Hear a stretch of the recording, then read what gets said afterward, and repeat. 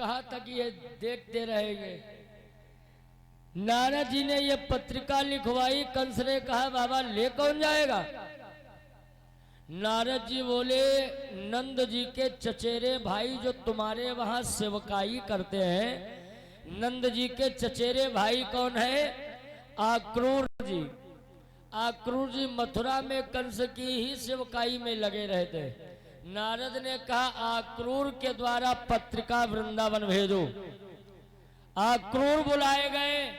आक्रूर से कहा गया कि ये पत्रिका महाराज जी आपको ले जाना है नंद बाबा के वहां वृंदावन। आक्रूर जी बोले ठीक है स्वामी जी, ले तो जरूर जाऊंगा, कुछ समय लग जाएगा। कहा ठीक है भाई, समय लगता है, अपने हिसाब से निकल जाओ।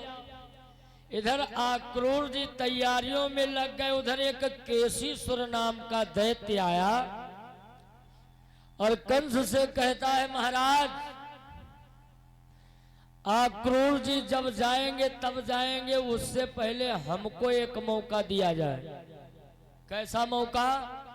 हम चाहते हैं कि श्याम बलराम को एक जोर लगा के देखें मार पाएंगे या नहीं। तो कंस कहता जो गए आज तक लौट के ना आए, काहे मौत मांगे रहे।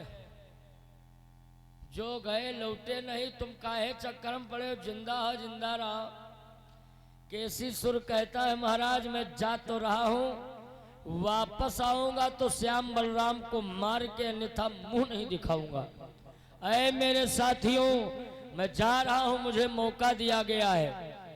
कंस कहता है ठीक है जा रहे हो तो जाओ भाई। हो आखिरी भेंट है केसी की, शायद न लौट के आऊंगा, यदि आऊंगा तो मार उन्हें, वरना मैं मुंह न दिखाऊंगा।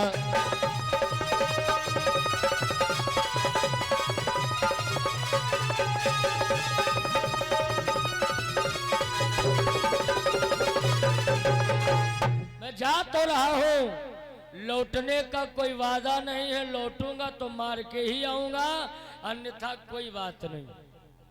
केसीसुर भैया घोड़े के रूप में गया। घोड़े के रूप में श्याम बलराम ने मौका पाई के इसका वध कर दिया, इसका भी उद्धार हो गया। अब आक्रूर जी रथ पे सवार हुए सज संवर के वृंदावन की ओर चले हैं और रोते मन ही मन जा रहे हैं। क्यों? और सोचा है विधना में पापी, इस समय कौन से पथ पर हो। सोचा है विधना में पापी, सोचा है विधना में पापी, इस समय कौन से पथ पर हो।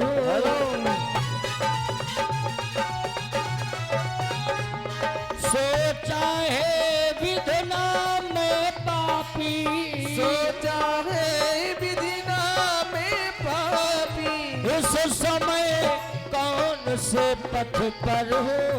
इस समय कौन से पथ पर हो।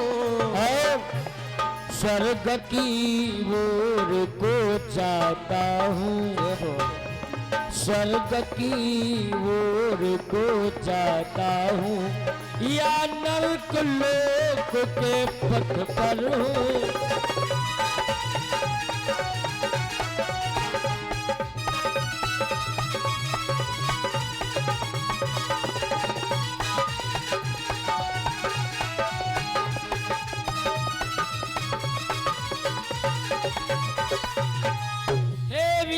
दया दृष्टि रखना, सन्मुख उत्पात दिखाता है। हे प्रभु मैं आ तो रहा हूं, तुम ही जानो। आक्रूर जी मथुरा से वृंदावन जब चले तो विद्वान कहते हैं ये रथ चलते चलते 2.5 दिन गुजर रहे हैं। इधर श्री कृष्ण जी ने जाना कि हमारे चाचा हमको लेने आ रहे हैं, और माता यशोदा जी जब ये जानेंगी तो जाने नहीं देंगी। हमारे लिए है देवी जी। और देवी जी की ओर से कई मुद्रा हमें मिली है, धन्यवाद। और हमारे सभी साथियों का भी सम्मान हो रहा है, बहुत बहुत धन्यवाद भैया। कन्हैया जी सोचने लगे चाचा आ रहे हैं हमको लिवाने के लिए, मैया यशोदा जब जानेगी तो हमें जाने नहीं देगी। भाई माँ कौन चाहेगी कि मेरा बेटा मुझसे जुदा हो। और ये तो बात मैं रोज कहता हूं, पुत्र का पुत्र हो सकता है परंतु माता कुमाता नहीं हो सकती है। माँ के लिए पिता के लिए औलाद कमा पाती हो तो ठीक, ना कमा पाती हो तो ठीक, सम्मान करती हो तो ठीक, ना करती हो तो ठीक, बोल पाती हो चल पाती हो ना बोल पाती हो तब भी ठीक। माँ बाप नहीं चाहते मुझसे दूर रहे। फिर जिसके बेटा कन्हैया हो फिर वो माँ कैसे चाहेगी है? तो कन्हैया जी को नाटक करने की आवश्यकता पड़ गई। उधर असली आक्रूर चले हैं वृंदावन की ओर नंद जी के वहां के लिए, इधर कन्हैया जी नकली आक्रूर बनके यशोदा जी के पास आ गए। नकली आक्रूर बोले भाभी जी प्रणाम, कहो क्या हाल चाल। यशोदा जी जान नहीं पाए कि हमारे भैया कन्हैया ये नकली आक्रूर हमारे देवर के रूप में आए। यशोदा बोली खुश रहो देवर जी खुश रहो, तुम बताओ कैसे हो। हम तो ठीक हैं। तो नकली आक्रूर बोले भाभी एक बात पूछनी थी। कहा पूछो देवर जी। तो नकली आक्रूर यशोदा से बोले भाभी जी ये बात बताओ, क्या कन्हैया तुम्हारा ही बेटा है। तो यशोदा जी समझी देवर जी मजाक कर रहे हैं और ये इतना अच्छा रिश्ता भी मानते हैं लोग। सोचा देवर जी हो सकता मजाक कर रहे हो। तो यशोदा बोली मेरा कहाँ बेटा तो तुम्हारा है देवर जी, तुम्हारा बेटा है। तो नकली आक्रूर बोले भाभी जी हम मजाक नहीं कर रहे हैं, हमको सच सच बताओ कन्हैया तुम्हारा ही बेटा है। यशोदा को अब बुरा लग गया, बोले हे आक्रूर, सारी दुनिया जानती है कि यशोदा का लला कन्हैया है और तुमको कोई शंका है। मेरा ही तो बेटा है और किसका बेटा होगा। तो नकली आक्रूर बोले अगर भाभी जी कन्हैया को यदि तुमने जन्म दिया हो तो कन्हैया का हाथ पकड़ी कसम खाए जाओ, हम मान लेंगे कि तुम्हारा ही बेटा है। और जब इतनी गहरी बात बोल दी ना तो यशोदा जी की आंखों में आंसू आ गए। बोली देवर जी ये बात अपने ही तक रखना, किसी को मत बताना। हाँ ये मैं मानती हूं कि मैंने जन्म नहीं दिया है, परंतु ये तो जानती हूं कि जन्म देने वाले से पालने वाले का दर्जा ऊंचा होता है। जन्म देने वाले से पालने वाले का हक और पद ऊंचा होता है। माना मैंने जन्म नहीं दिया, मैंने अपना प्राण समर्पित कर दिया है कन्हैया को। कन्हैया ही मेरा प्राण है, कन्हैया मेरा सर्वस्व है। तो नकली आक्रूर बोले ठीक है भाभी जी इतना ही जानना था, अब हम जा रहे हैं। कन्हैया जी बाहर आए, पुनः अपने असली रूप में आ गए। गौर से सुनिएगा, समझ में तभी आएगी बात। नकली आक्रूर बने थे कन्हैया और बाहर निकले बात पूछ के, फिर अपने रूप में आ गए। उधर से 2.5 दिन में असली आक्रूर जी का आगमन हो गया। असली आक्रूर 2.5 दिन में आए। नंद बाबा से हृदय मिलाया, भाईचारा निभाया, शिष्टाचार किया। फिर नंद जी बोले कहो आक्रूर जी कैसे आना हुआ। कहा बस यूं ही महाराज जी, जिस राजा का काम कर रहा हूं उसी के काम से आया हूं। अचानक यशोदा जी निकल पड़ी तो नंद जी ने कहा यशोदा देखो भैया आए, आक्रूर जी आए, आओ मिल लो आके। तो यशोदा बोली हाँ हाँ हमें पता है आए हैं, हमसे तो पहले मिल चुके, हमसे तो पहले मिल चुके। तो असली आक्रूर चिंता बन गए कि दादा हम आए भिड़ना है, इनसे मिलन कौने टाइम। अब इस बात की चिंता असली अक्रूर को बन गई कि हम यशोदा से मिले भी नहीं, यशोदा भाव भी नहीं दे रही और बहुत गुस्सा में है और कह रही हाँ हाँ मिल चुकी है। नंद जी बोले किस लिए आयो? कहा एक पत्रिका भेजी है कंस ने। कहा क्या लिखा है इस पत्रिका में? कहा सुनो महाराज। और कंस राजा ने दावत दिया है,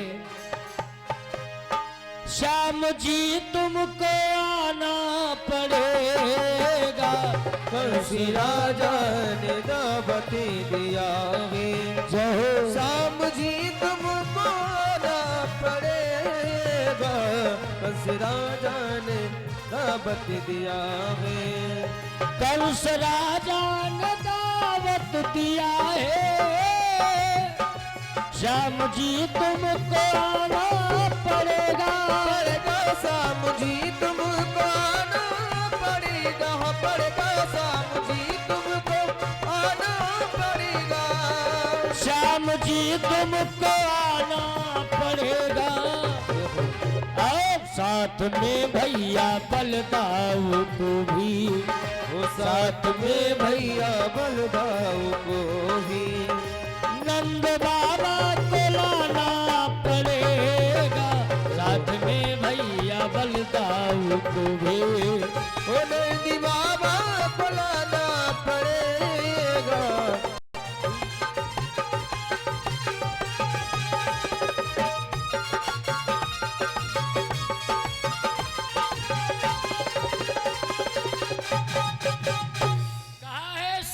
बलराम के संग में नंद जी मथुरा आइए, मेरे वहां यज्ञ का आयोजन है जिसमें आप पधारिए।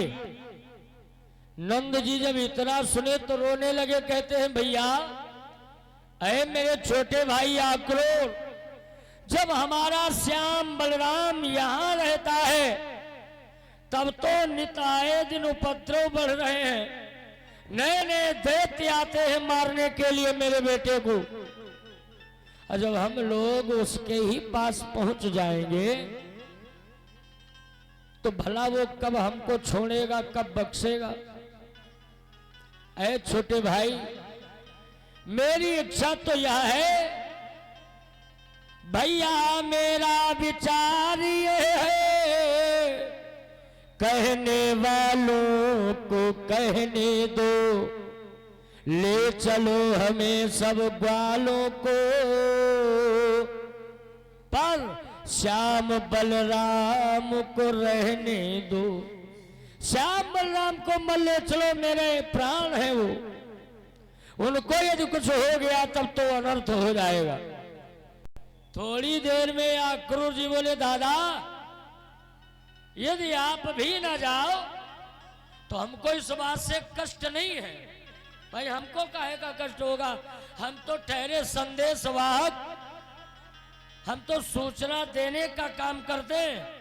आप भी ना जाओ तो हमसे कोई लेना देना नहीं, परंतु आप समझ लो कि ये सही क्या है गलत क्या है। थोड़ी देर में ग्वाल वाल आ गए, बोले अरे बाबा क्या हुआ। पूरी बात जब ग्वाल वालों ने जाना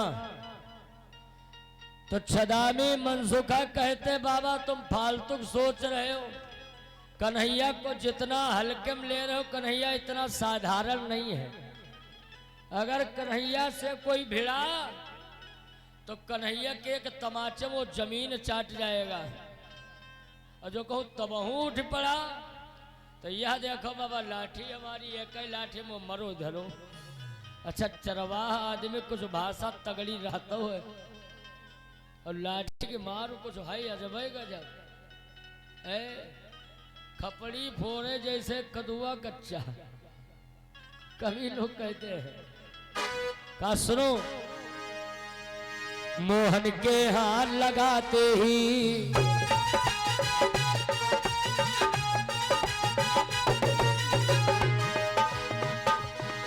मोहन के हाथ लगाते ही देखो यदि नीच वो उठने पाएगा, मन सुखा की एक लाठी में वो चकाचौंध हो जाएगा।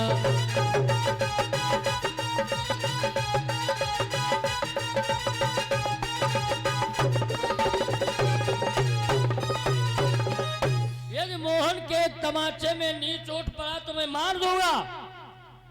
थोड़ी देर में श्याम बलराम आ गए। पूरी बात जब जाने बोले बाबा फालतू रो रहे हो, एक बार मौका मिला है मामा से मिलने का, तो काहे को इतना सोचना रोना धोना। चलो मामा से मुलाकात करेंगे। अब मुलाकात करने के उपरांत फिर देखा जाएगा, जो होगा देखा जाएगा।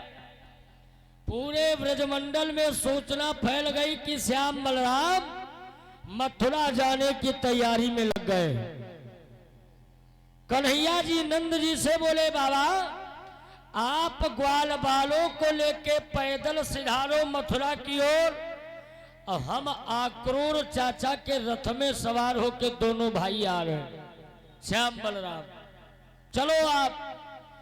तो कुछ समय में आक्रूर जी के संग में तैयारियां श्री कृष्ण की बढ़ी और नंद बाबा ग्वाल बालों को लेके पैदल सिधारे। यशोदा ने जब जाना कि मेरा श्याम मुझे छोड़ के मथुरा जाना चाहता है, तो यशोदा कहती है बेटा मुझे छोड़ के मत जाओ। कहा क्यों?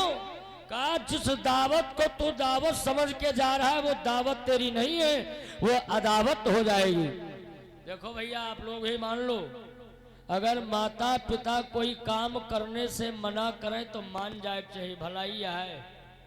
लेकिन अब तो कोई बाप महतारी सुनइए ही नहीं, बड़े बूढ़े ने परोस कोई बैठिए ही नहीं।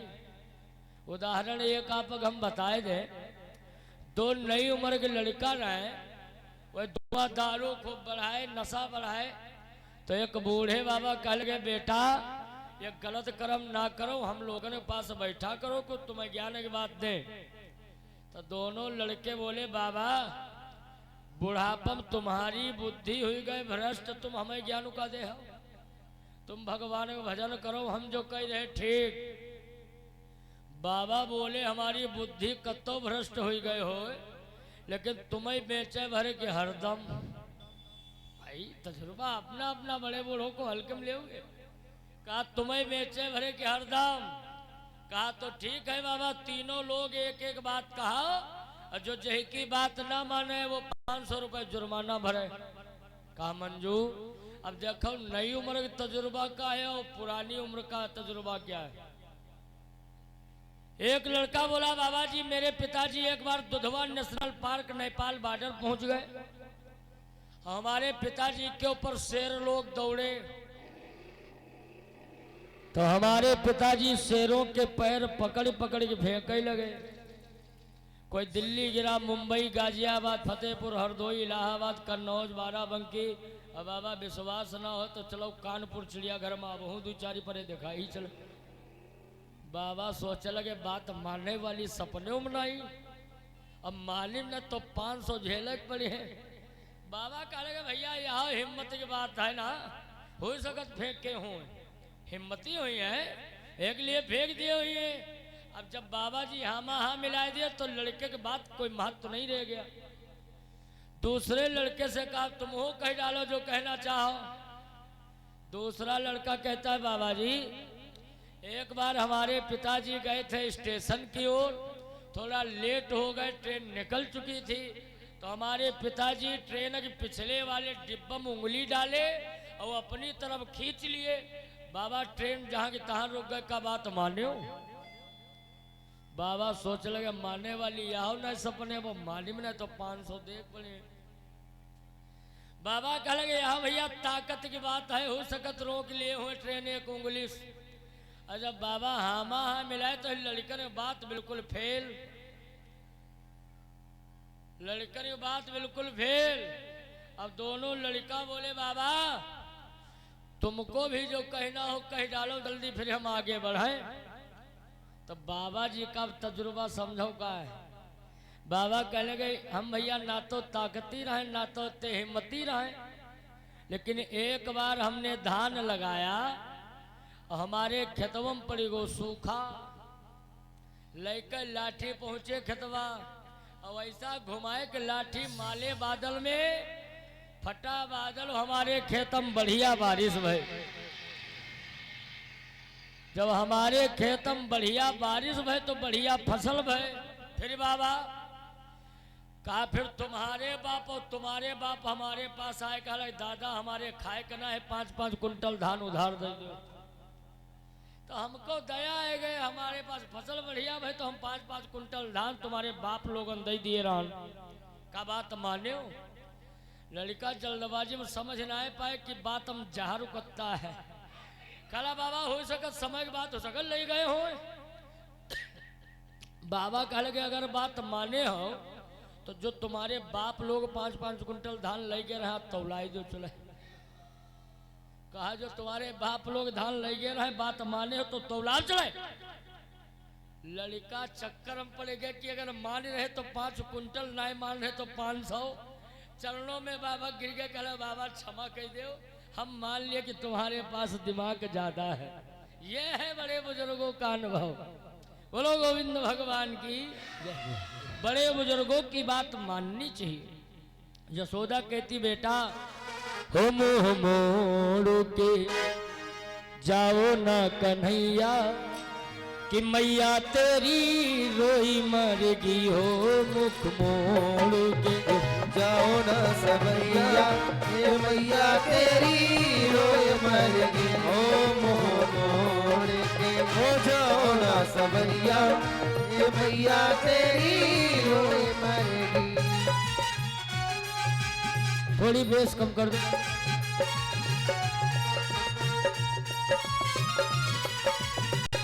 ओ मुँह मोड़ के जाओ ना सवैया, ये मैया तेरी रोए मरेगी।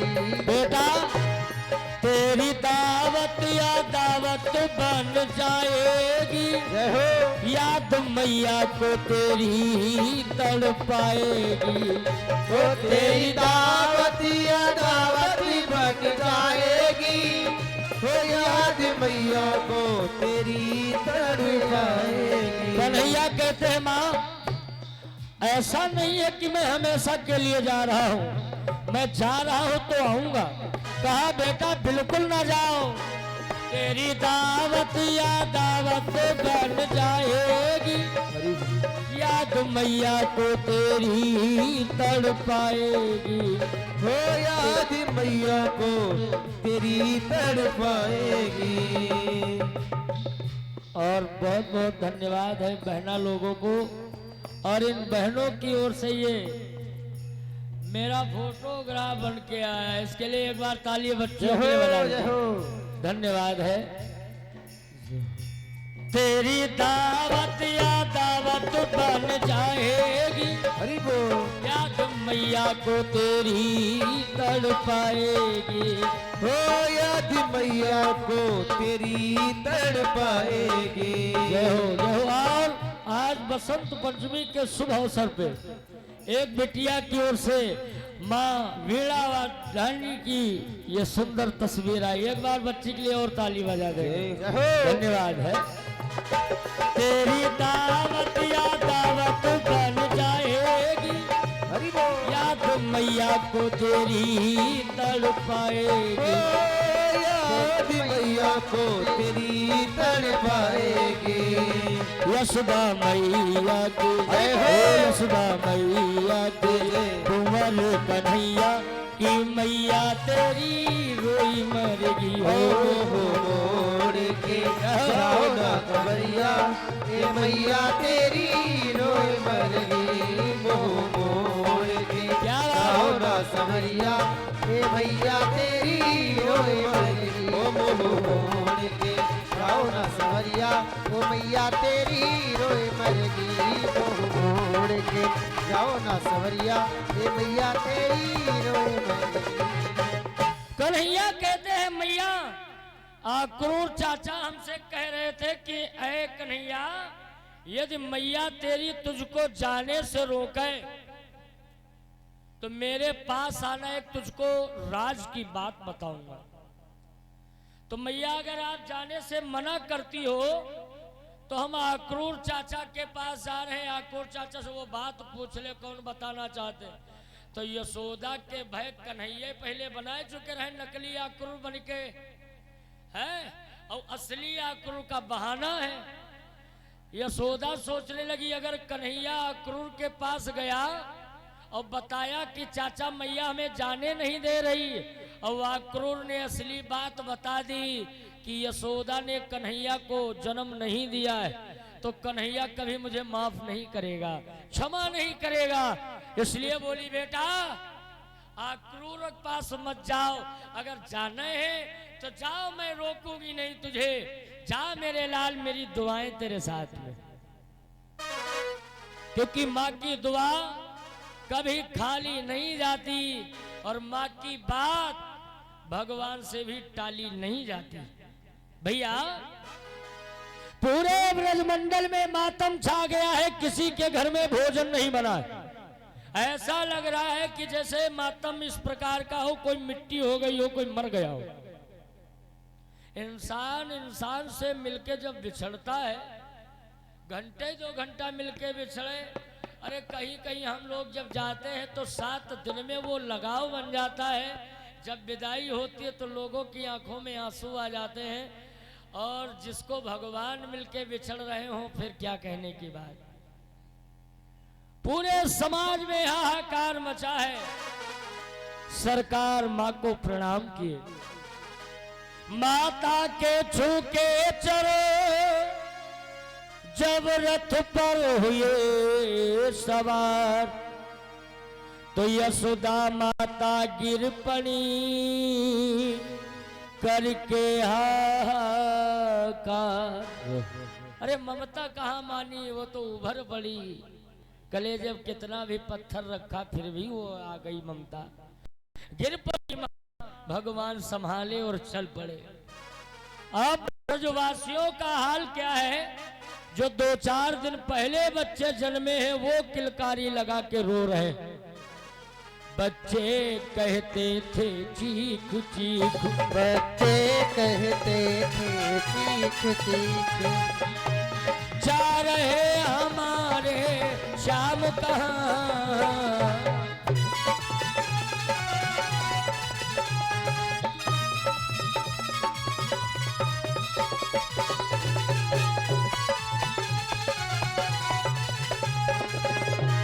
बच्चे कहते थे चीख चीख, हो बच्चे कहते थे चीख चीख, छोटे छोटे बच्चे रो रहे हैं।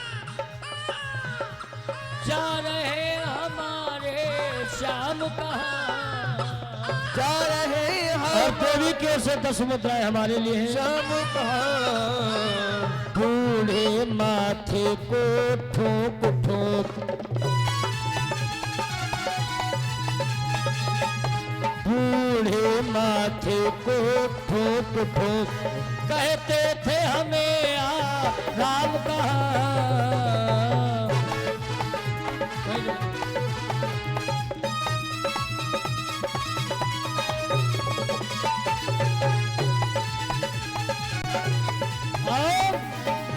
अब पशु पक्षियों का हाल जरा देखिए। तोते बोले ले चलो हमें, वो तोते बोले ले चलो हमें, मेरे श्याम जहाँ जाते हो, मेरे श्याम कहाँ जाते हो तुम। मैं नाई बोली हमें छोड़, मैं ना बोली वो हमें छोड़, मेरे श्याम कहाँ जाते हो तुम।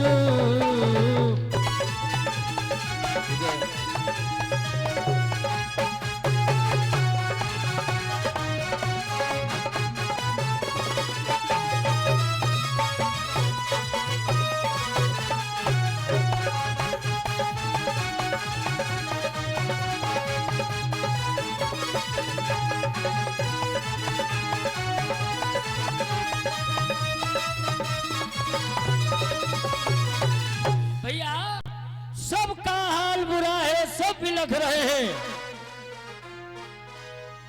भगवान का रथ चलता चला जा रहा है, धीरे धीरे पहुंचा कहा, एक जंगल में। ढोलक की बेस है भैया। जंगल में पहुंचा ये रथ, अचानक चलते चलते रुक गया। अक्रूर जी घोड़ों को चाबुक दे रहे हैं, घोड़े आगे बढ़ नहीं रहे, हुंकारी लगा रहे। फिर चाबुक दिया, घोड़े चिंघर तो रहे परंतु आगे नहीं बढ़ रहे। अक्रूर जी जब नीचे उतर के देखे तो क्या देखा, रथ के नीचे दो गोपी लेटी है। कहती है, अरे अक्रूर सुन, मेरे ऊपर से जब तू रथ निकालेगा तब मेरे श्याम को ले जा सकता, इससे पहले नहीं। तुझको मुझे मारना होगा और तभी तू मेरे श्याम को मुझसे ले जा सकता है। जब तक मेरे शरीर में प्राण है तब तक ऐसे जुदा नहीं कर सकता, क्योंकि मेरा श्याम मेरे ब्रजमंडल के लिए, मेरे ब्रजवासियों के लिए तो समझो एक नदी और पानी की तरह है, या यूं मान लो जीवात्मा और शरीर की तरह है। मेरा श्याम पूरे ब्रजमंडल के लिए जीवात्मा है, और बिना जीवात्मा के शरीर का कोई अस्तित्व नहीं होता, कोई महत्व नहीं होता। तो मेरी जीवात्मा को तभी ले जा सकते हो जब मेरा शरीर नष्ट करोगे। दूसरी कहती, न जाने किस मस्खरे ने इस मूर्ख का नाम अक्रूर रख दिया, और जबकि इसके अंदर खोट खोट के क्रूरता भरी हुई है। हर जगह से इसमें यही साबित होता है कि इतना पक्का क्रूर आदमी है। और न जाने किसने नाम रख दिया अक्रूर। अक्रूर जी रोने लगे, कहते, कन्हैया, इन देवियों को क्यों नहीं समझाते हो कि इसमें मेरा कोई दोष नहीं है, इसमें मेरा कोई कसूर नहीं, क्यों नहीं बोलते हो, बोलो। कन्हैया नीचे उतर के आए, बोले, देवियों चुप हो जाओ, मत रो। अरे मैं कोई हमेशा के लिए थोड़ी जा रहा हूं, कुछ समय के लिए जा रहा हूं, फिर लौट के आ जाऊंगा। गोपी कहती है, अरे छलिया, अरे कन्हैया, हम लोगों ने तुझसे प्रीति की थी तो इस नाते से नहीं की थी कि एक दिन यह भी देखना होगा। और मैंने ये कभी नहीं सोचा था कि जितना तू ऊपर से काला है शायद अंदर से उससे ज्यादा काला निकलेगा। मैंने ये कभी नहीं सोचा था।